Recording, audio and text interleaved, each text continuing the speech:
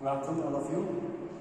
आज जो हम लोग पढ़ने जा रहे हैं, पिछली क्लास में से हमने विचारधाराएं पढ़ी थी, समाजवादी, साम्यवादी, है ना, वामपंथी। लेकिन आज हम इसका क्या पढ़ेंगे? रूसी क्रांति, है ना। रूसी क्रांति इम्पोर्टेंट क्यों है? सबसे पहली बात। दूसरी थी, ये क्रांति हुई क्यों, क्या कारण थे, क्या परिणाम निकले इससे, है ना। तो सबसे पहले आपको समझना जरूरी है कि रूसी क्रांति के कारण क्या थे और रूस की स्थिति क्या थी, और इसको सबसे पहले समाजवादी सफल क्रांति क्यों कहा जाता है ना। तो सबसे पहले हम इसको क्या बोलते हैं, एक शॉर्ट फॉर्म में देखेंगे कि यहाँ पर दो रिवॉल्यूशन हो रही है, ठीक है। जैसे बोल्शेविक रिवॉल्यूशन जिसके नाम से जानते हैं, और इसके सामाजिक, आर्थिक और राजनीतिक कारण क्या है ना। अगर हम रूसी क्रांति के कारणों पर ध्यान दें, सामाजिक कारणों में ये स्थिति है कि यूरोपीय समाज में, रूसी समाज में व्यापक एक सामाजिक असमानता थी। सामाजिक असमानता,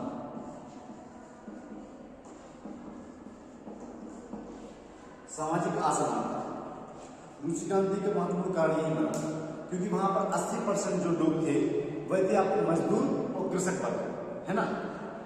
जिसमें ज्यादातर एक क्या जनसंख्या भूमिहीन किसानों की थी। मतलब 33% लोग पूरे समाज में भूमिहीन थे, उनके पास भूमि का कोई भी हिस्सा नहीं था, है ना। और साथ साथ जमींदारों की बेगारी कर करके वहां पर लोग परेशान हो चुके थे। सामंती व्यवस्था पूरी जोरों पर थी, और शासन देखें तो यहाँ पर रूसी शासन बोलते हैं जार, ठीक है। रूसी शासन बोलते हैं जार, है ना। तो ये जो यहाँ पर क्रांति से पूर्व कई दशकों से किसानों और जमींदारों के बीच टकराव की आम स्थिति हमेशा से बनी रहती थी। रूस में औद्योगिकरण भी विलंब से हुआ, ठीक है। और यहाँ पर क्या है, तकनीकी और विदेशी निवेश,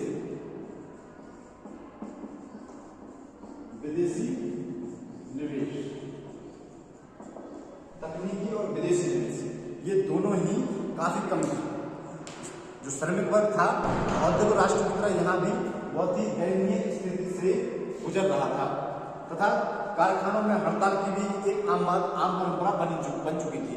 तो मतलब ये जो रूसी समाज है, जो आपकी 1917 की बोल्शेविक क्रांति है, इसकी पृष्ठभूमि सिर्फ तत्कालिक कारण नहीं है।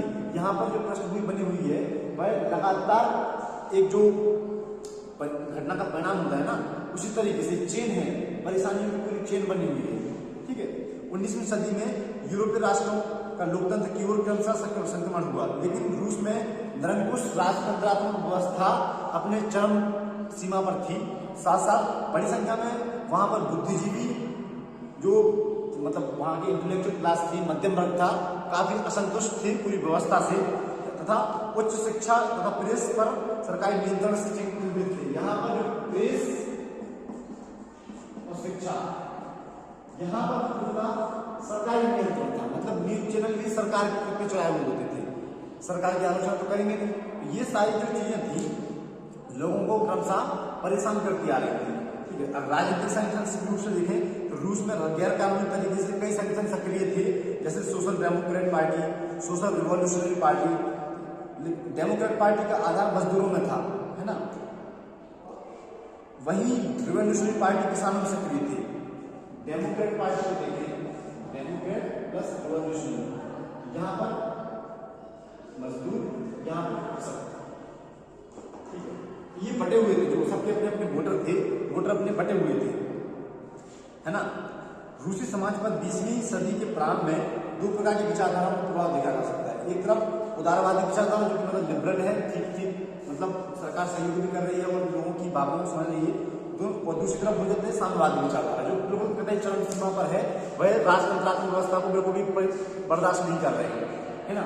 ये दोनों चीजें समाज को चैलेंज कर रही है। अगर हम आर्थिक और राजनीतिक कारणों पर ध्यान दें तो राजनीतिक कारणों में असंतुष्ट के पर्याप्त कारण मौजूद दिखाई पड़ते हैं, जैसे कि निकोलस द्वितीय की नीतियों, जो निकोलस द्वितीय यहाँ पर राजा था, निकोलस द्वितीय यहाँ पर शासक था, रूसी भाषा को बार बार थोपा जाना, और साथ में जो वृद्ध अल्पसंख्यक लोग थे, क्योंकि पूरे समूचे राष्ट्र में एक भाषा एक जाति के लोग तो होंगे ही नहीं, जैसे कि रूस बहुत बड़ा देश माना जाता है, तो रूस में भी अलग अलग भाषा, संस्कृति, नजातीय, नस्लीय लोग रह रहे थे।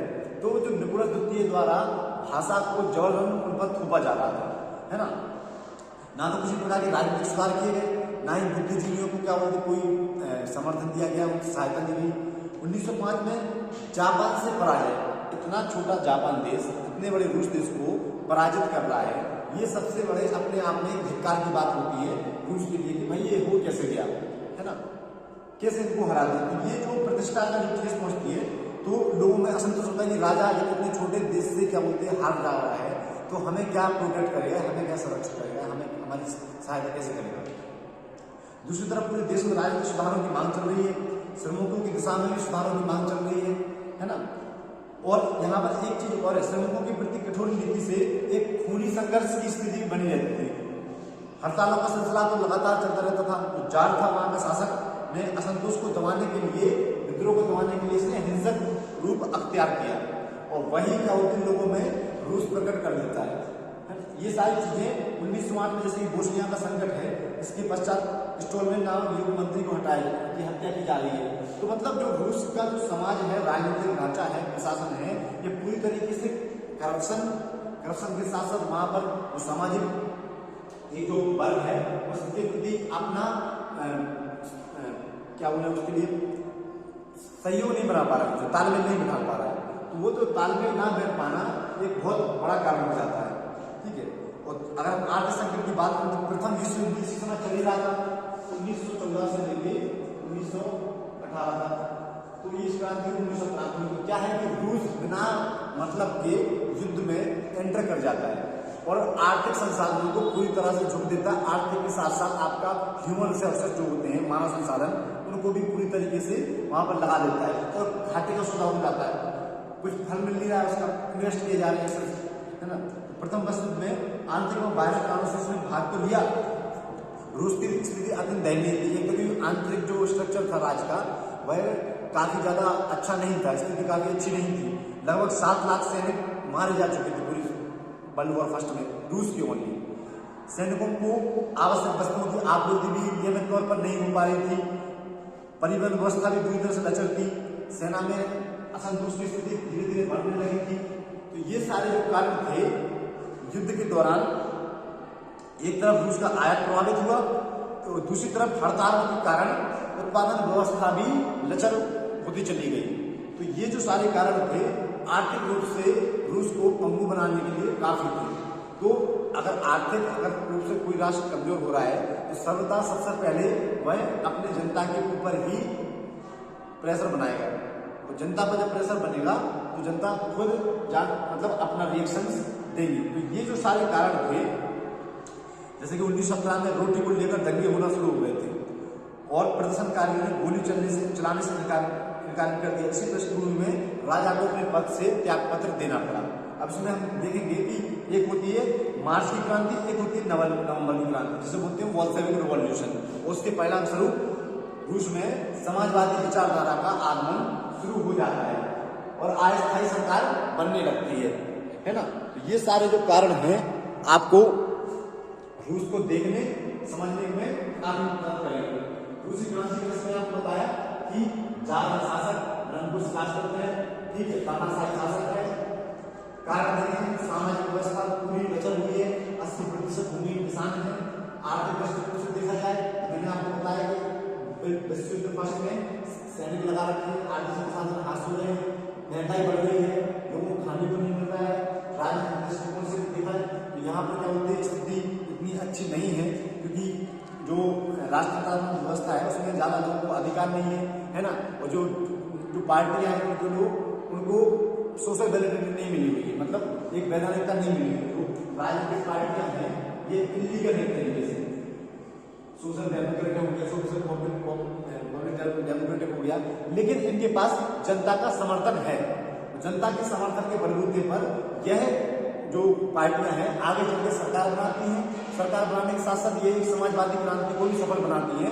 तो बाद में आपका लेनिन, स्टॉलिन जैसे शासक आते हैं और रूस को डेवलप करते हैं। अभी मैंने आपको सिर्फ रूस की क्रांति के बारे में मतलब आपको प्रश्न में बताइए, अगर हम थोड़ी क्रांति पढ़ेंगे, क्रांति कारणों को मैंने आपको बता दिया, उसके बाद हम आगे बढ़ के यहाँ पर अस्थायी सरकार की विफलताएं देखेंगे और लेनिन द्वारा जो उठाए गए रूस के लिए मतलब आर्थिक और सामाजिक और राजनीतिक कदम है उसके ऊपर बात करेंगे। ठीक है, थैंक यू।